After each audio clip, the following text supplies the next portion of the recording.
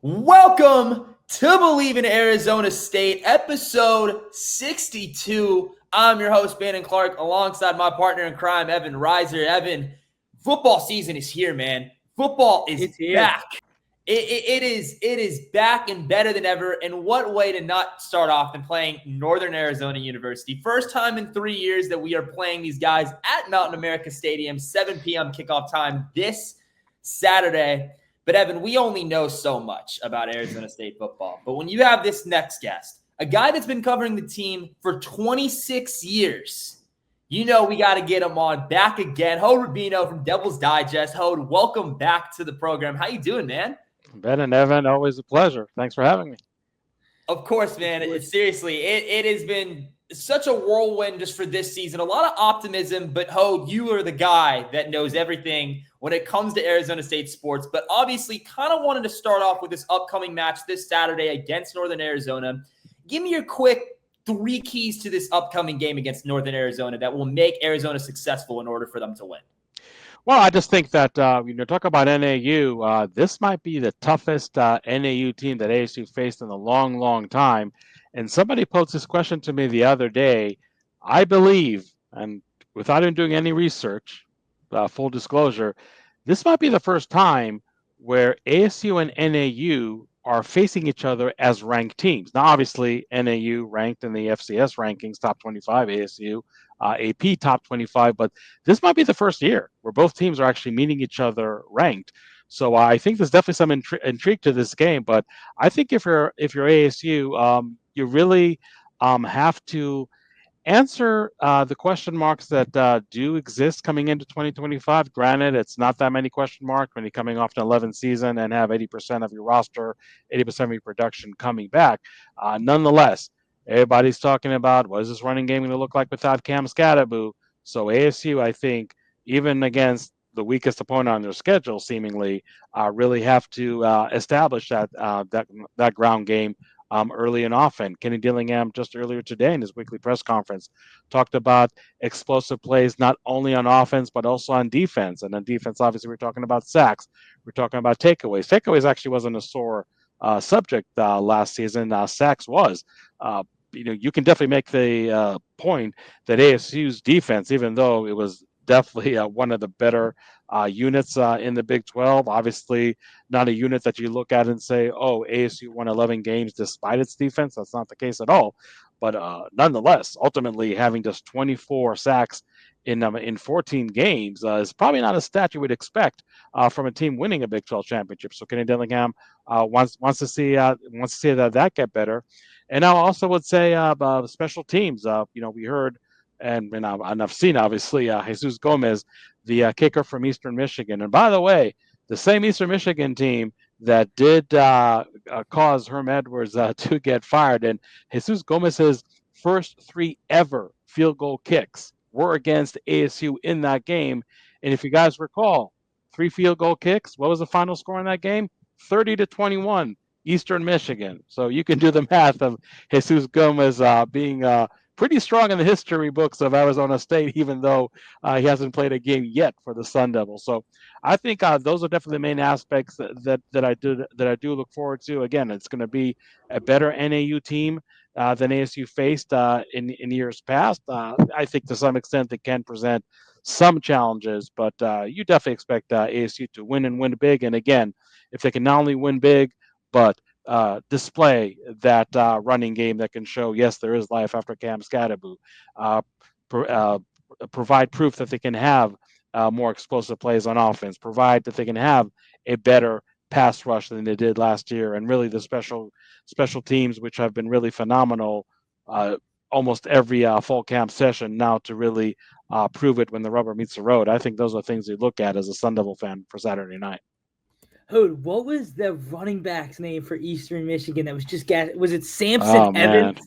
Was that his name? He was gashing them that day. Without looking it up, I would say that name does sound familiar, or eerily familiar. But yeah, I mean that was obviously a disaster of a game for ASU. Basically, the epitome of a disaster Herm Edwards era in Tempe, and there's no need to mince words. I mean, there were a lot of things that did go wrong during his years in Tempe, but just ironic that Jesus Gomez was such a vital part of that game. Again, three out of three in field goals, and the final score is a 9-point spread. I mean, that's a difference right there. And Jesus Gomez told me when I interviewed him right after his commitment, he said, the coaches told me when I visited Tempe, you're the reason we're here. So I think that one sentence says it all. Enough about the dark days. Moving into an exciting year. You talked about it. You touched on it. The run game. I think a lot of people are wondering what we're going to see from this run game. Obviously, they went out and got Kanye Udo and then retained all the other backs in the room. Can we see more of a running back by committee this year? Is Kanye Udo going to step up as a bell cow back, similar to how Cam did last year? What can we expect to be similar and different from the run game this year, you think? Yeah, ever since spring practice, we definitely heard the running back by committee being the phrase that's repeated time and time again. And when I talked to Sean Aguano, the running backs coach for ASU, who, by the way, ever since arriving in Tempe, I think 2018, has had a 1,000-yard rusher each and every year, going back to Eno Benjamin, through Rashad White, Xavier Valade, and obviously Cam Scatterbo. So Sean Aguano told me that all those running backs, simply put, did not want to come out of the game. And when they're producing as the alpha male running back in the room, then even as a running backs coach, let alone a head coach, you're just not really that inclined to pull them out of the game at any given time, just to give the other running backs some more opportunities. Obviously, right now, even with three very talented running backs, you don't have anybody that rises to the stature of an Eno Benjamin, Xavier Valade, etc. So I think the running back by committee is really here to stay. I'll be very surprised if we see it mid-season, towards the end of the season, any change of approach. Ironically, Kenny Dillingham said that after seeing virtually every fall camp practice, Kyson Brown being the first one in the pecking order, he hinted that Raleek Brown is somebody that actually could get the first carry in the game against NAU rather than Kyson Brown. Now, again, I mean, don't put too much stock in it, because it's not like Raleek Brown is going to get 20 carries and Kyson Brown is going to get 5 and Kanye Udo is going to get only 7. That's really not going to be the case. I don't know if the ASU coaches are going to go out of their way, even against an opponent like NAU, to make sure that the carries are distributed evenly. But when you get into Big 12 play, or even the following week after NAU against Mississippi State, maybe you would see the allocation of carries be a little more even. But Raleek Brown is somebody that, when people ask me how is ASU going to do without Cam Scatterbo, I said Raleek Brown is almost a newcomer on this team, because you guys know as well as I do. He only played 2 games last year. That hamstring injury, which started in fall camp of 2024, is something that just really never left his body, unfortunately. And now when you see a healthy Raleek Brown, again, going all the way back to spring practice and definitely now in fall camp, you're just seeing you're seeing a difference maker. And by the way, he's not a one-trick pony. It's not like, okay, yeah, get Raleek Brown on the perimeter, make sure he has a lot of open field to do damage. He can run between the tackles. He added some good weight. So I think he's more versatile than people that think that he is. And when you talk about all the playmakers that Arizona State has, and I know we're going to talk later about wide receivers and tight ends, how much better those two groups got, Raleek Brown is right there in the conversation as being a dynamic playmaker, somebody that might be a jack in the box for defenses that haven't seen him last year. He's going to be a big part of this ASU offense. I can't imagine ASU repeating as Big 12 champs and a guy like Raleek Brown having a ho-hum campaign. And granted, last year he barely played, but you had somebody by the name of Cam Scatterbo. But this year, I think Raleek Brown, if ASU is going to have repeat success, that'll exceed what they did in 2024. Raleek Brown's going to be a huge part of it. Real quick on Kanye Udo. It took him a while in spring practice to adjust to everything, basically coming from a wishbone offense to a pro-style offense. So maybe it wasn't a surprise to see Kanye Udo kind of struggle in the spring. But I think in fall camp, we saw a new player. He was able also to reshape his body. I'm actually becoming a better receiver out of the backfield, I think, than anybody expected him to be. But in terms of getting the tough yards, I think that Kanye Udo may be the one they point to a little more often than Kyson Brown. That remains to be seen. But I think Kanye Udo even if he is, let's say, the number 3 running back in this pecking order, trust me, that's one heck of a number 3 running back to have. And I mean, Evan brought up the running backs. You kind of let it in with the wide receivers. And that was my next question because you see it within the transfer portal. I mean, Noble Johnson, I know, Evan, you love Jalen Moss. I know how much we talk about him on this program. And Jaron Hamilton from Bama. These new wide receivers joining this team through the transfer portal, obviously for Sam Levitt, it's going to take him time to really adjust. Mm-hmm. What should fans expect with these new offensive weapons? And how comfortable has Sam Levitt been with all three of these wide receivers? I think he definitely showed a pretty high degree of comfort. I'll be the first one to say that maybe the beginning of fall camp was, I'm not going to say rocky, but I think Sam Levitt also probably threw more interceptions than we saw even last fall camp. Ironically, his first one in Tempe, but nonetheless, I felt that there definitely were a lot of sessions where Sam Levitt has shown the chemistry, has shown the cohesiveness with the wide receivers. Even a wide receiver like Malik McClain, as you know, did redshirt, not for a medical reason last year, and thankfully NCAA had a rule that I think only went into effect last year, where if you're redshirting for non-medical reasons, you can play in the postseason. So that's why Ridley Brown, for example, even though he was, I don't know if you were out there in Big 12 game practices and the Peach Bowl practices, he actually did practice quite a bit. He even took some first team reps, but because he redshirted for a medical reason, he was not able to play in the Big 12 championship game and the Peach Bowl, but Malik McClain was. And I think just the little snippets that we saw from Malik McClain, especially catching a pass in the Peach Bowl from Camp Skedawu, which wasn't the cleanest pass. Which, by the way, if you remember, in Camp Skedawu in 2023, he threw a dart to Elijah He Badger. did, yeah. He did, yeah. So wow, what happened a year later? I guess he concentrated a little more on his running game and not so much on his passing game. but nonetheless, Malik McClain is somebody who Sam Levitt knows from last year, so he wasn't really an unknown commodity.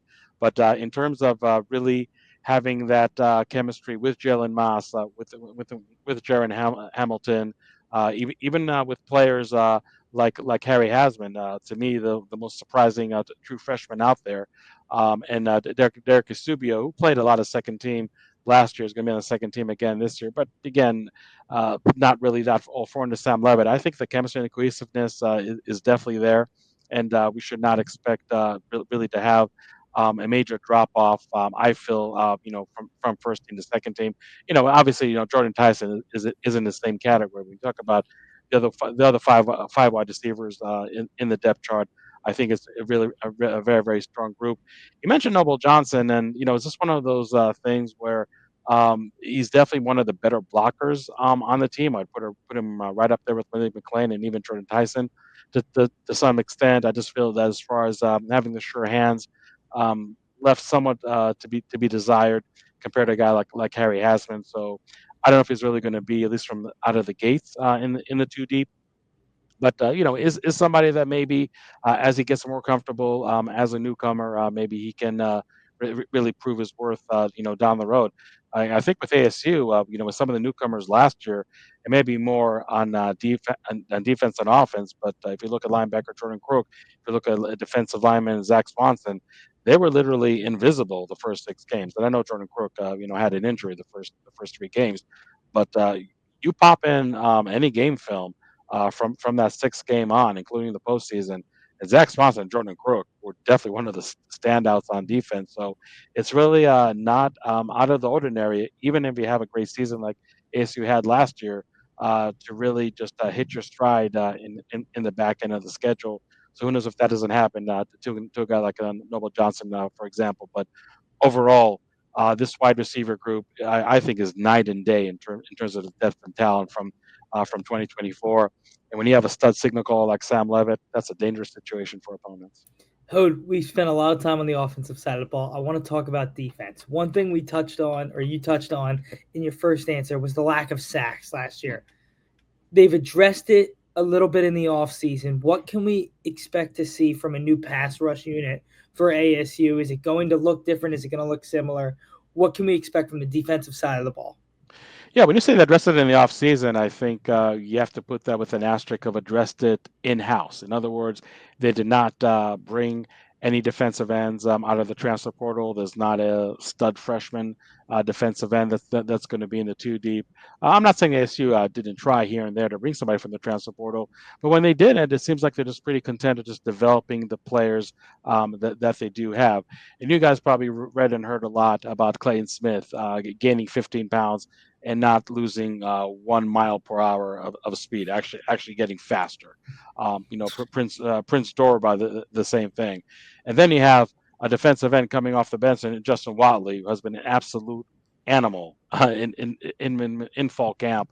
Somebody who could definitely push for starting position, and if you're going to see alignments out there that may call for more than 2 defensive ends, don't be surprised if you do see him out there. Elijah O'Neal is a player that's gotten better and better each and every year. So I definitely feel that this pass rush has really shown quite a bit in fall camp to show the coaches that, okay, this is one aspect that we wanted to see improvement, and I think we will see improvement in 2025. And it's just kind of ironic that I feel that the defensive backfield for ASU was definitely solid for them. But just imagine what they can do now in 2025, not only a year older, a year wiser, but also having a better pass rush in front of them, which again, I think safeties and cornerbacks did play well in 2024 when the pass rush support definitely was not there on a consistent basis each and every Saturday. So I think there's also a lot to be excited, not only about the improved pass rush, but really the players also behind them, namely the defensive backfield, how much better they can be if this pass rush is really going to kick it up a few notches this season.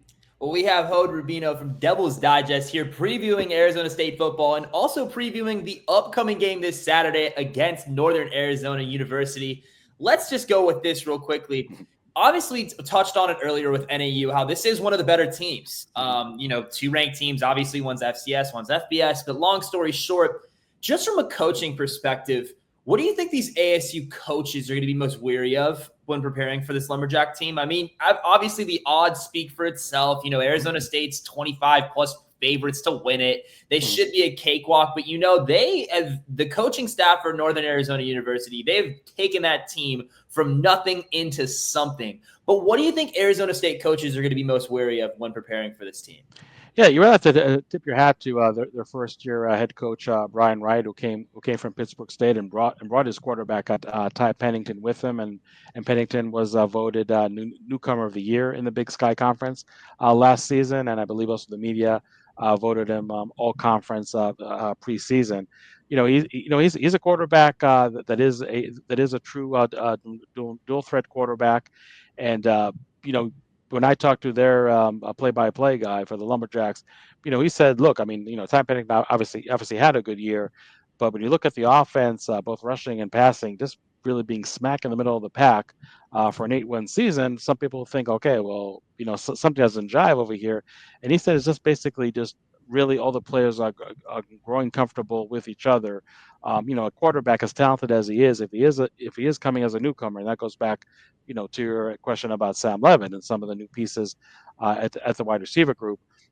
It does take time to gel. It does take time really to hit your stride, and maybe all those growing pains that we've seen maybe in 2024 from that NAU offense are really not going to be there. So I think you're going to meet from a defensive standpoint, ASU is going to see an offense that is going to be creative, that really is going to take risks, is really not going to hold back and try to throw a lot of looks that they never showed on film in 2024. So I think that's things that I'm not saying the ASU defensive staff is wary of, but I think they're definitely expecting to see that because Brian Wright, much like Kenny Dillingham, a very, very offensive-minded coach that does like to mix things up and show different looks.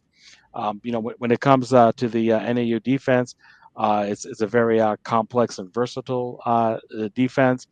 Defense that has been very, very aggressive last year. I believe that we're third against the run, first against the pass in the Big Sky Conference. A defense that is not afraid to take chances, and I think if you're the ASU offensive staff, sure you want to take some chances, down the field, maybe have some of those, shock and out plays earlier going back to Kenny Dillingham's narrative, to show that you can be a more explosive offensive team. I think that's something that the ASU offensive staff is going to be aiming for. But they know this NAU defense, FCS level or not, is a talented defense. They brought a lot of contributors back from last year, and it's a defense that's not going to be afraid to show its teeth and to be aggressive. And the ASU offenses has to make sure that they're going to make them pay for that aggressiveness if and when the Lumberjacks really choose to have that approach on a more consistent basis on Saturday night. Hod, last question here. I want to take a look at the entire conference. Let's say the Big 12. We got to see our first action of it on Saturday.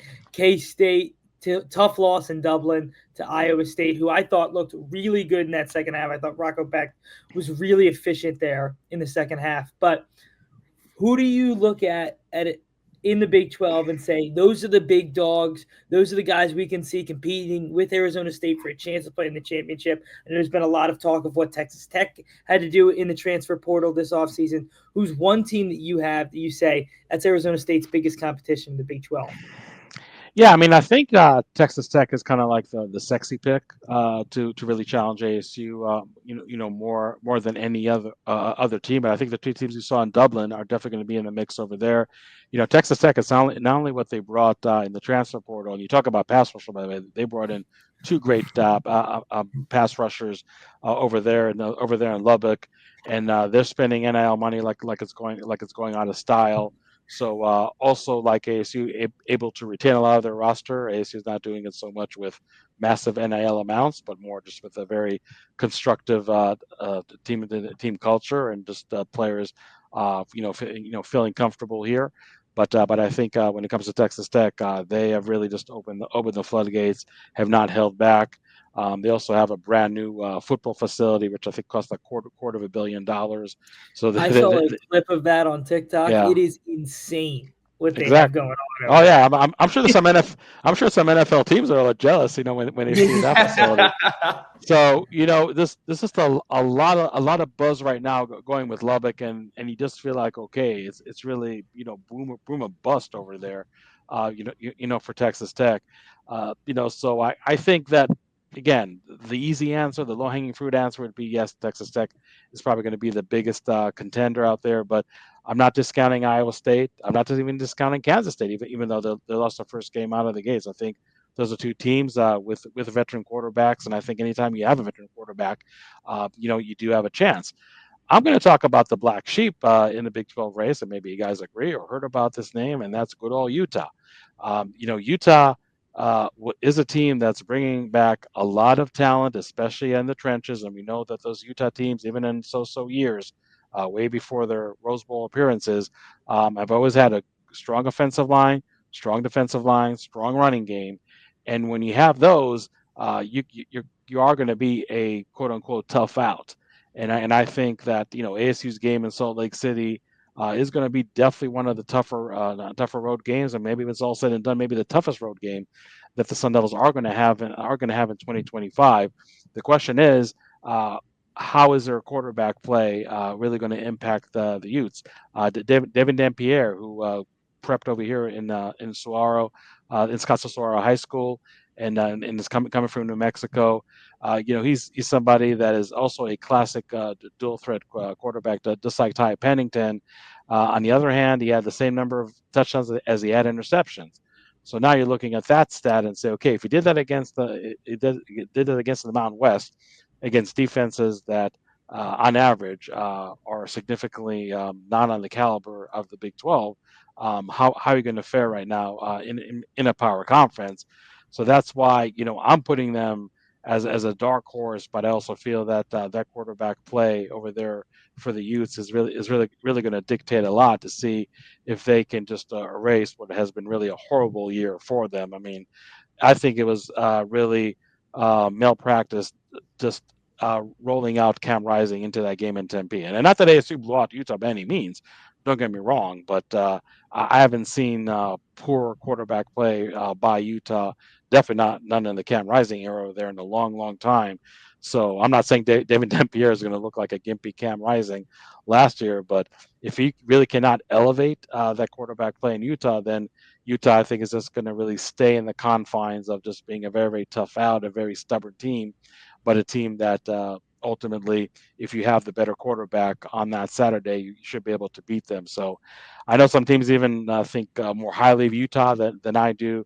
But again, I think really Texas Tech, on paper at least, is the main contender. But I'm definitely not sleeping on the two teams that played in Dublin this last Saturday. Oh, thank you so much for joining the program. This is Bleav in Arizona State, episode 62. We got football back, guys, taking on Northern Arizona State at Mountain America Stadium, Tempe, Arizona, 7 p.m. kickoff on Saturday. Hod, always appreciate you showing love. Thank you for being on the show, and keep doing you, man. Thank you once again. Really appreciate it. This is Bleav in Arizona State. I'm your host, Brandon Clark, alongside Evan Reiser. And as always, forks up. Go Devils.